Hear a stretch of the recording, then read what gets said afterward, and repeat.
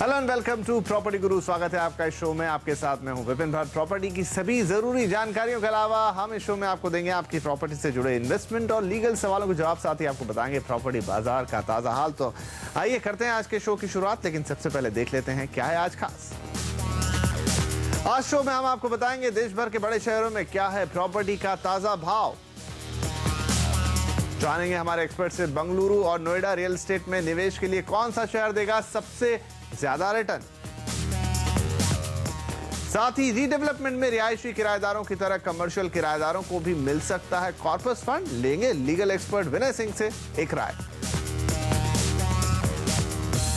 तो आइए शो की शुरुआत करते हैं प्रॉपर्टी निवेश से जुड़े आपके सवालों के साथ, और इस पर सलाह देने के लिए आज हमारे साथ स्टूडियो में मौजूद हैं गुलाम जिया साहब, नाइट फ्रैंक इंडिया के नेशनल डायरेक्टर। गुलाम जिया साहब, बहुत स्वागत है आपका।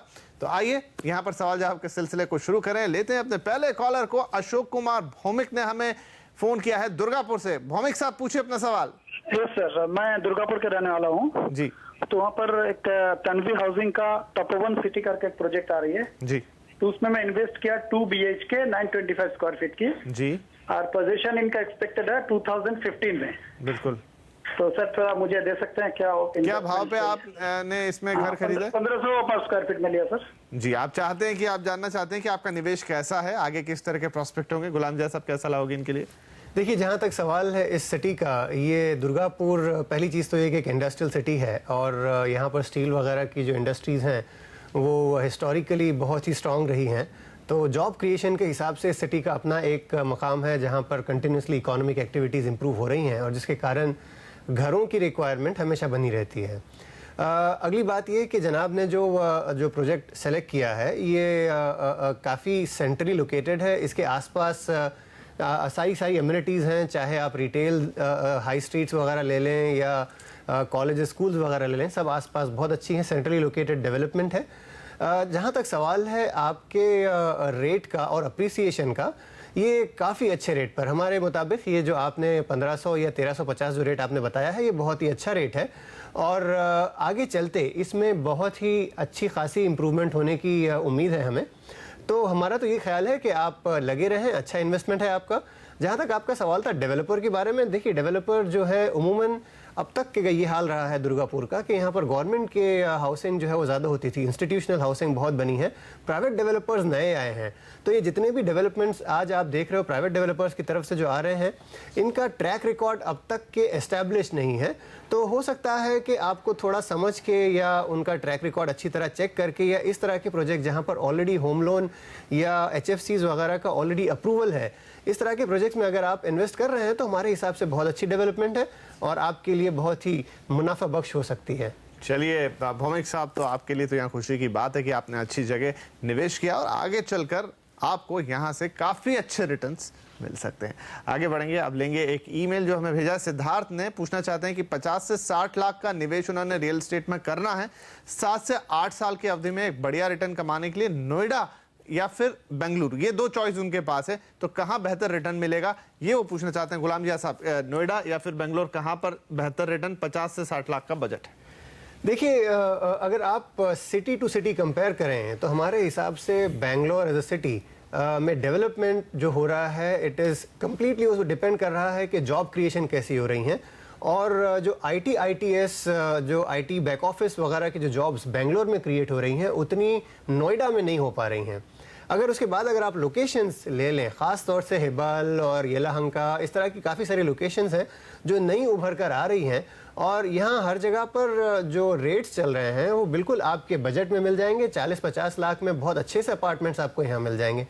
अब अगर आप इसको कंपेयर करें नोएडा से, नोएडा में इंफ्रास्ट्रक्चर वगैरह बहुत ज़बरदस्त है। जो अभी रिसेंटली जो आगरा एक्सप्रेसवे तैयार हुआ है नोएडा से जो गुजर रहा है, ये बहुत ही अच्छा एक्सप्रेसवे है। मेरा ख्याल है आज इंडिया का बेहतरीन रोड जो है वहाँ पर बन चुका है और इसके चलते हमें उम्मीद है कि आगे यहाँ पर सिचुएशन चेंज होगी।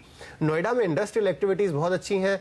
ITITS शुरू हुआ था, लेकिन जो पिछले चंद सालों में ग्लोबल मेल्टडाउन के कारण IT की जॉब्स बहुत कम हो गई हैं, उसका सबसे ज़्यादा असर नोएडा को पड़ा है। तो इस कारण से वहाँ पर डिमांड जो है, हाउसिंग डिमांड पिछले चंद सालों में थोड़ा सा दब गया है। तो कंपैरिजन में अगर आप देखना चाहें तो बेंगलोर डेफिनेटली एक बेटर लोकेशन है, लेकिन अगर आपको फ्यूचरिस्टिक लोकेशन आगे चल के क्या लोकेशन हो सकता है, तो मेरा ख्याल है Noida is a better location. ये आपका चॉइस होगा, सोच समझ के फैसला करें। अब एक और ईमेल हम लेंगे जो कि आया हमारे पास UAE से। सरिता किशोर ने इसे भेजा है और वो पूछना चाहती हैं कि PPTP पार्कलैंड फरीदाबाद में 300 यार्ड का एक प्लॉट है, क्या अभी ये प्लॉट बेचने में समझदारी होगी? गुलाम जा साहब। देखिए, BPTP के जो प्लॉट्स अगर आपने जब लॉन्च हुए थे तब खरीदे होंगे फरीदाबाद में, तो जाहिर सी बात है आपको बहुत ही कम पूंजी निवेश में ये प्लॉट मिल गए होंगे। तो अगर आप अप्रिसिएशन देख रहे हैं तो इसमें अप्रिसिएशन ऑलरेडी बहुत अच्छा हो चुका है। इसके बावजूद भी इस इलाके में प्लॉट्स की रिक्वायरमेंट या डिमांड बहुत ज़्यादा है और उतने प्लॉट आज मार्केट में नहीं है। तो अगर आप इसको थोड़ा और रोक सकें, थोड़ा और अपने फैसले को दबा सकें, तो आगे चल के शायद साल 2 साल में इसमें और अप्रिसिएशन हो सकती है। लेकिन अगर इसके कंपैरिजन में आप ये सोच रहे हैं कि इसको बेचकर कहीं और इन्वेस्ट करें, जैसा कि आपका सवाल है, तो अगर आप इसको बेचकर नए लोकेशंस में देखना चाह रहे हैं तो हमारे हिसाब से गुड़गांव में जितना अप्रिसिएशन अब तक हुआ है पिछले चंद सालों में, उतना अप्रिसिएशन ना तो फरीदाबाद, गाजियाबाद, ना तो नोएडा, ग्रेटर नोएडा में देखा गया है। तो अगर आप चाह रहे हैं, अगर आपने अपना मन बना लिया है कि इस प्लॉट को बेचना है, तो हमारे हिसाब से आपको गुड़गांव की तरफ देखना होगा। गुड़गांव में जो सारे नए डेवलपमेंट्स आ रहे हैं, आगे चल के हमारे हिसाब से ये एक लोकेशन है जहां पर अप्रिसिएशन गजब की होनी है और दूसरे लोकेशंस के कंपैरिजन में बहुत ज्यादा होनी है।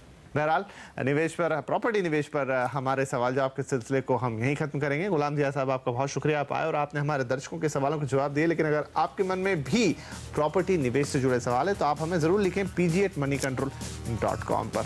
चलिए यहाँ पर लेंगे एक छोटा सा ब्रेक, लेकिन जब ब्रेक से वापस आएंगे तो हम देंगे आपके लीगल सवालों के जवाब लीगल एक्सपर्ट विनय सिंह के साथ। लेकिन उससे पहले जाते जाते आपको छोड़ जाते हैं देश भर के कुछ अलग अलग हिस्सों के ताज़ा प्रॉपर्टी रेट्स के साथ।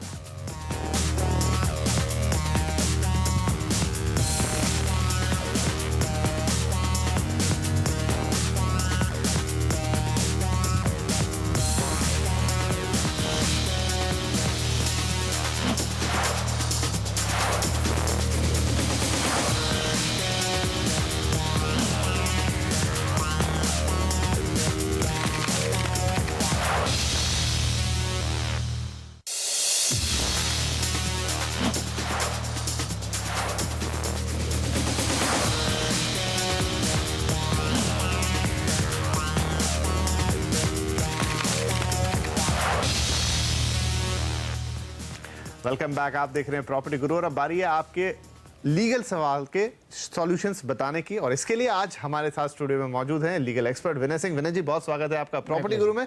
तो आइए अब आपकी लीगल प्रॉब्लम्स को सुलझाते हैं जो प्रॉपर्टी से जुड़ी हुई है। विनय जी के साथ पहले कॉलर आ रहे हैं फोन लाइन पर, गौतम शाह साहब। शाह साहब, पूछिए अपना सवाल। Good evening sir. मेरा सवाल ये है कि मेरा ऑफिस है जो रीडेवलपमेंट में जा रहा है वो बिल्डिंग जी, और जो बिल्डर है वो बोल रहा है कि corpus fund is eligible only for residential tenants और बोल रहा है कि कमर्शियल को कोई कॉर्पस फंड नहीं मिलेगा। पर मेरा कहना है कि लॉ में ऐसा कुछ लिखा है नहीं, तो क्या बेस पे डिस्टिंग्विश कर रहा है? एंड सेकेंडली वो ये भी बोल रहा है कि यहाँ पे प्रैक्टिकली कमर्शियल्स को देते हैं नहीं, इसके लिए हम देंगे नहीं। तो क्या इससे मतलब कैसे इस पे फाइट कर सकते हैं? Is it valid, builder is valid है कि क्या है? बहुत अच्छा सवाल है आपका। ये आमतौर पर रेजिडेंशियल से ऐसा सवाल आता है, कम होता है कि हम ऑफिस स्पेसेस में ऐसा होते देखें। विनय जी, कानून क्या कहता है यहाँ पे? गौतम जी, एक सवाल मैं आपसे करना चाहूंगा कि आपका जो ऑफिस है वो शुरू से ही कमर्शियल प्रीमाइसेस है कि रेजिडेंशियल प्रीमाइसेस हैं जो आपने कमर्शियल यूज के लिए कन्वर्ट किए हुए हैं? नहीं, शुरू से ही कमर्शियल में है। तो मैं समझता हूं कि फिर जो बिल्डर आपको कह रहा है वो सरासर गलत है। देखिए, रीडेवलपमेंट में क्या होता है, आप जो रेजिडेंट्स हैं आप उनको डेवलपमेंट राइट्स ग्रांट कर रहे हैं और उसके एक्सचेंज में या तो वो आपको नया मकान बना के देगा, नया ऑफिस देगा, शायद बड़ी जगह देगा और शायद कॉर्पस फंड इन एडिशन देगा। तो इसमें ये दोनों साइड की एग्रीमेंट है, आपकी मंजूरी की भी जरूरत है। आपको अगर बिल्डर का प्रपोजल कोई कारण से मंजूर नहीं है, जैसे कि आपको वो कॉर्पस फंड आपको नहीं देना चाहता, रेजिडेंशियल लोगों को ही देना चाहता है, तो आप इसे ना मंजूर कर दीजिए। आप इसे, वो आपका अधिकार है, आपको जरूरी नहीं है कि आपको हाँ ही कहनी है इसमें। आप ऐसा बिल्डर को लेके आइए जो सबको इक्विटेबली और सही तरीके से पैसे देना चाहता है। चलिए, तो हम यहाँ उम्मीद करते हैं कि आपकी जो दुविधा है वो दूर हो गई होगी और आप जो कानूनी पक्ष जानना चाह रहे थे, आपका बिल्डर जो दलील दे रहा है, आप जाके उसको सीधा जवाब दे सकते हैं। आगे बढ़ेंगे, अगले कॉलर है हमारे पास करण तनेजा साहब। करण जी, पूछे अपना सवाल। सर एक्चुअली मैंने जनवरी 2010 में निर्मल लाइफस्टाइल सिटी कल्याण में एक प्रोजेक्ट जो इनका स्पिरिट ए बिल्डिंग है वहाँ पर एक फ्लैट बुक किया था जी। अब प्रॉब्लम ये है कि सर आज सितंबर, इनको पोजेशन दिसंबर 2012 में देना था। अब पोजेशन प्रॉब्लम ये कि सर स्पिरिट ए की अभी तक इवन एक ईंट भी नहीं रखी गई है और मैंने सर 40% पेमेंट दे दिया है और 17 लाख का फ्लैट था और मैं 6 लाख रुपीज ऑलरेडी दे चुका हूँ। और जब भी उनसे कॉन्टेक्ट करते हैं वो कह रहे सर अभी इंटीमेशन नहीं मिला, पता नहीं कब होगा। सर हम लास्ट ईयर मेरे ब्रदर और मैं मुंबई गए थे उनके ऑफिस में, तो उन्होंने इवन तक ये बोला कि सर अभी हमें गवर्नमेंट से अप्रूवल नहीं मिला है। तो मतलब ये तो जस्ट सरासर सर फ्रॉड केस हो गया, मतलब फ्लैट बुक कर ली और गवर्नमेंट से अप्रूवल नहीं मिला है। चलिए, यहाँ पर हम आपको ये बताने की कोशिश करते हैं कि अब जब इतना कुछ हो चुका है तो लीगली आपके पास क्या ऑप्शंस बचते हैं। विनय जी, क्या सलाह होगी इनके लिए? सबसे पहला प्रॉब्लम आप देखेंगे तो ये है कि जब आप फ्लैट बुक करने जाते हैं तो आपको ये जांच कर लेनी चाहिए कि बिल्डर के पास सारे प्लान्स अप्रूव्ड हैं या नहीं हैं। आज के पिछले कुछ सालों में हम ये देखते आ रहे हैं कि लोग भी जब जाके बुक करते हैं तो ये प्री लॉन्च में बुक करते हैं। प्री लॉन्च का मतलब है कि बिल्डर के पास प्लान्स अप्रूव नहीं हैं।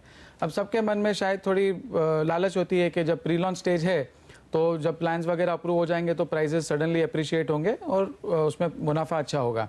लेकिन इसके साथ ये कम से कम डीले की रिस्क आती है। जब बिल्डर आपको कहता है कि मैं 2 साल में बना दूंगा, शायद वो 2 साल में बना भी देगा, लेकिन अप्रूवल आने के बाद वो आपको ये नहीं बताता है कि अप्रूवल अब तक आई नहीं है। अब अप्रूवल आने में 2 साल लगेंगे तो लाजमी है कि वो 4 साल प्रोजेक्ट पहुंच जाएगा। तो आपकी जो प्रॉब्लम है वो सिंपली ये है। अब आपको डिसाइड ये करना है कि भाई ये प्रोजेक्ट टेक ऑफ होगा भी कि नहीं। आप कोई आर्किटेक्ट को हायर करिए, वो आपको चेक करके बता पाएगा कि ये प्रोजेक्ट में कोई प्रॉब्लम्स हैं नहीं हैं। अगर आपको लगता है कि ये प्रोजेक्ट काफ़ी डिले होने वाला है तो आप अपने पैसे विड्रॉ भी कर सकते हैं। अगर आपको लगता है कि प्रोजेक्ट चलेगा आगे तो मैं एडवाइस करूंगा कि आप इन्वेस्टेड रहें, लेकिन एग्रीमेंट जल्द से जल्द बना करके रजिस्टर करें। तो यहाँ पर इसी सलाह के साथ हम लेंगे छोटा सा ब्रेक, लेकिन ब्रेक के बाद भी आपकी कानूनी अड़चनों के सॉल्यूशंस हम आपको देते रहेंगे जो कि जुड़ी है प्रॉपर्टी से। और हाँ, अगर आप हमसे कुछ और सवाल पूछना चाहते हैं अपनी प्रॉपर्टी से जुड़ा, जहां पर कुछ कानूनी दिक्कत आ रही है, तो आप इसे pg@moneycontrol.com पर लिखकर हमें भेज सकते हैं। फिलहाल ये छोटा सा ब्रेक।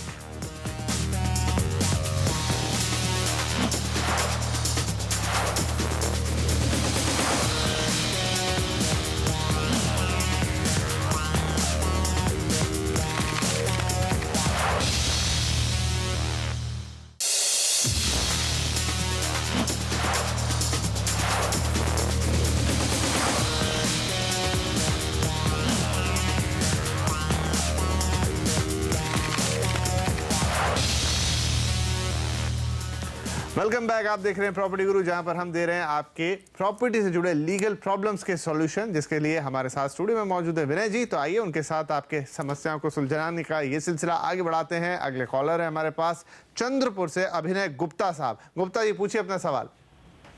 सर, मैं चंद्रपुर में रहता हूँ। मेरे पापा ने 1991 में सर एक प्रॉपर्टी ली थी, 45,000 स्क्वायर फीट की थी। एंड 95 में सर उनका देहांत हो गया जी। उस समय हम लोग काफी छोटे थे और मम्मी भी मेरी अनएजुकेटेड थी, तो इस वजह से क्या हुआ, एक कंजर्वेटिव फैमिली हम लोग बिलोंग करते, कंजर्वेटिव फैमिली को। तो सारे डॉक्यूमेंट जो थे हमारे बड़े पापा के पास थे जी। तो सर अभी जब मैंने पूछताछ की तुरंत में, जब होशियार मैंने तुरंत की, तो उसे पता चला सर कि उन्होंने फेरफार कर दिया, ये बोलते हुए मतलब वारिस लगा दिया एफिडेविट देके कि इनके आगे पीछे कोई नहीं है, मतलब लड़का नहीं है, लड़की नहीं है, विधवा पत्नी नहीं है और सिर्फ मैं ही हूँ इनके बाद। तो लीगल ऑनर साहब जो प्रॉपर्टी है उनके नाम पे हो गई है जी। तो अब आप ये पूछना चाहते हैं कि अब आप अपनी इस प्रॉपर्टी को कैसे दोबारा हासिल कर सकते हैं इस केस में। जरूर यहाँ आपकी मदद करते हैं। विनय जी, क्या सलाह होगी इनके लिए? मैं एक सवाल आपसे पूछना चाहूँगा कि जब ये प्रॉपर्टी ट्रांसफ़र की गई तो आप लोग मेजर थे कि माइनर थे? मतलब आपकी उम्र 18 साल से कम थी या ज़्यादा थी? हम लोग सर माइनर थे। मेरे एक बड़े भैया है, मेरे से 7 साल बड़े हैं जी। वो उस वक्त 10th में, तो हम लोग सब माइनर ही थे सब। तो गुप्ता जी देखिए, ये इसमें सरासर बात ये है कि जो माइनर का शेयर है वो कोई भी बेच नहीं सकता, यहाँ ये क्लियर केस मुझे तो जो नज़र आ रहा है ये फ्रॉड का केस है। जो कागज़ पत्र बनाए गए थे, जो एफिडेविट था वो फर्जी था, जो फैक्ट्स उसमें लिखे गए वो ऐसे फैक्ट्स थे ही नहीं।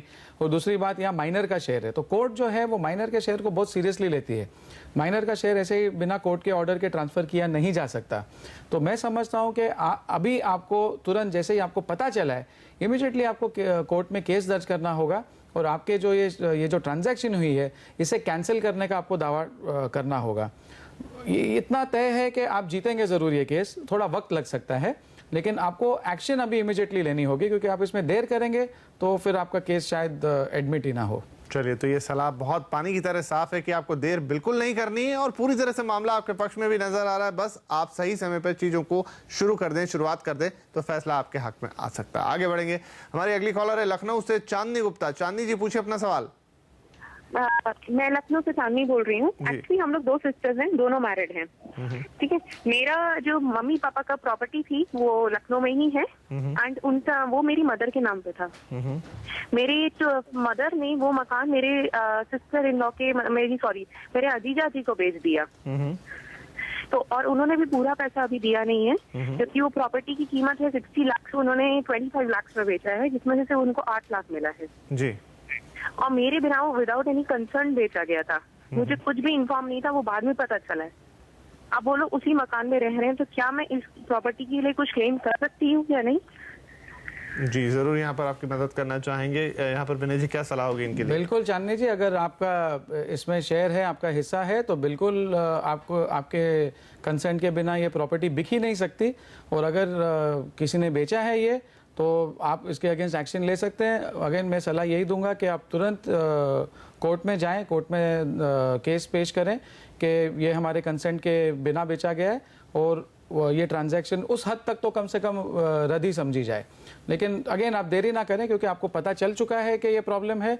अगर आप देर करेंगे तो फिर कोर्ट शायद आपका केस लेने से इनकार करे, तो ये दिक्कत आपको आ सकती है। मेरी एडवाइस है तुरंत आप कोर्ट में जाइए। तो चांदनी जी, आपके लिए यही सलाह कि अगर आपको लगता है कि इस प्रॉपर्टी को आपकी सलाह कंसेंट के बिना बेचा गया है तो आपको तुरंत कोर्ट में मूव करना होगा। आगे बढ़ेंगे, हमारे अगले कॉलर आ रहे हैं ठाणे से साजू मोहन साहब। साजू जी, पूछिए अपना सवाल।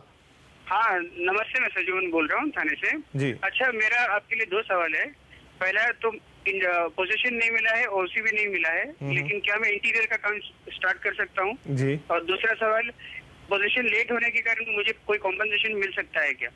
जी जरूर, दोनों सवालों के आपके जवाब देते हैं विनय जी। साजू जी, पहले एक बात आप समझिए कि जब तक ओसी नहीं आता, बिल्डर आपको पोजीशन भी नहीं दे सकता है और आप पोजीशन भी नहीं ले सकते। तो आप इंटीरियर का काम कर सकते हैं, लेकिन वो आप बिना पोजीशन लिए करेंगे। ज़्यादा करके बिल्डर्स उसे फिट आउट का नाम देते हैं और आपको वो परमिट करेगा कि आप काम वहाँ करें, लेकिन आप उधर रह नहीं सकते और उसे कोई और चीज़ के लिए इस्तेमाल नहीं कर सकते। तो ये इस तरीके से आप शायद अपना इंटीरियर का काम उधर कर सकते हैं। और एक सवाल इनका था कि अगर ये लेट हो रहा है इनको पोजीशन, तो क्या इनको हर्जाना मिलेगा? अगर आपको इस चीज़ के लिए कॉम्पेंसेशन चाहिए तो पहले आपको अपनी एग्रीमेंट स्टडी करनी होगी कि आपकी एग्रीमेंट क्या कहती है। अगर आपके एग्रीमेंट में ये लिखा है कि अगर कुछ डिले हुआ और बिल्डर आपको कुछ कॉम्पेंसेट करेगा तो वो कॉम्पेंसेशन आप मांग सकते हैं। अगर एग्रीमेंट में कुछ नहीं लिखा है तो बिल्डर तो साफ इनकार कर देगा, फिर आपको अगर कॉम्पेंसेशन चाहिए तो आपको कंज्यूमर फोरम का दरवाजा खटखटाना होगा। तो साजू साहब, ये हुई आपके लिए सलाह। और अब हमारे एक और कॉलर हैं कोलकाता दुर्गापुर से, इन्होंने फोन किया है पश्चिम बंगाल से, ध्रुव ज्योति राय साहब। ज्योति राय साहब, पूछिए अपना सवाल। हाँ नमस्कार सर। नमस्कार। मैं कोलकाता में एक प्रॉपर्टी मैंने थ्रू मिडवे थ्रू 7 लाख रुपया अभी तक पेमेंट कर चुका हूँ। उसके सैंक्शन प्लान है, उसमें वहाँ पे गैरेज दिखाया गया है। बाद में ये 4 फ्लैट करके वो बेच रहा है, तो उन्हीं में से एक ले रहा हूँ। मेरा क्वेश्चन सर ये है कि उसमें सर म्यूटेशन मिलने में सर क्या कुछ प्रॉब्लम होगा? वो तो बोल रहा है कुछ प्रॉब्लम नहीं होगा, म्यूटेशन आपका मिल जाएगा। यहाँ पे रिवाज यही है कि पहले उसको दिखाया जाता है, बाद में उसको कन्वर्ट करके बेचते हैं। उसमें सर 4 में से 3 फैमिली आ भी चुके हैं। तो सर मेरा मैंने लीगल पॉइंट्स क्या होगा अगर ना मिले बोलने से? जी बहुत वाजिब, बिल्कुल यहाँ पर बहुत वाजिब सवाल है आपका। विनय जी से समझते हैं कि क्या करना चाहिए आपको, ऐसे में क्या सलाह देंगे विनय जी हम? देखिए, अगर ये प्लान पास्ट है एज अ गराज और फ्यूचर में इसे कोई रूम बना रहे हैं या कुछ और मकान बना रहे हैं, तो ये तो सरासर गलत बात है। मैं समझता हूं कि अगर इस चीज़ की फ्यूचर में रजिस्ट्रेशन भी होगी तो शायद ये नाजायज़ ही होगी, क्योंकि अगर इसको ठीक करना है तो आपको प्लान सैंक्शनिंग अथॉरिटी के पास फिर से जाकर के सारा प्रपोजल रिवाइज करना होगा। तो मैं समझता हूं आपको थोड़ा संभल के चलना चाहिए, क्योंकि इसमें आपको आगे जाकर के दिक्कत हर किस्म की आ सकती है। आपके टैक्सेस चेंज हो जाएंगे, हो सकता है कि आपको ये चीज़ यूज़ करने से भी रोका जा सकता है। तो आप ज़रा जो भी है एक स्टडी कर लीजिए कि किस तरीके से कन्वर्जन होगी। अगर कन्वर्जन लीगल है तो शायद आप खरीद सकते हैं इसे, अगर कन्वर्जन लीगल नहीं है तो ये शायद काफ़ी रिस्की होगा आपके लिए। चलिए इसी के साथ अब हम लीगल सवाल जवाब का सिलसिला भी यहीं खत्म करेंगे और साथ ही प्रॉपर्टी गुरु के इस एपिसोड का अंत भी करेंगे। विनय जी, बहुत शुक्रिया आप आए और आपने हमारे दर्शकों के सवालों के जवाब दिए। लेकिन हाँ, अगर आपके मन में भी प्रॉपर्टी से जुड़े कोई सवाल हो, चाहे फिर वो लीगल सवाल हो या आप कोई प्रॉपर्टी खरीदना या बेचना चाहते हैं, तो आप हमें लिख सकते हैं pg@moneycontrol.com पर। हाँ, आप अपना पता, फ़ोन नंबर हमें ज़रूर लिखें ताकि हम आपसे दोबारा संपर्क कर पाएँ। फिलहाल आज के लिए इतना ही, दीजिए इजाज़त। अगले हफ्ते आपसे फिर मुलाकात होगी, तब तक के लिए नमस्कार।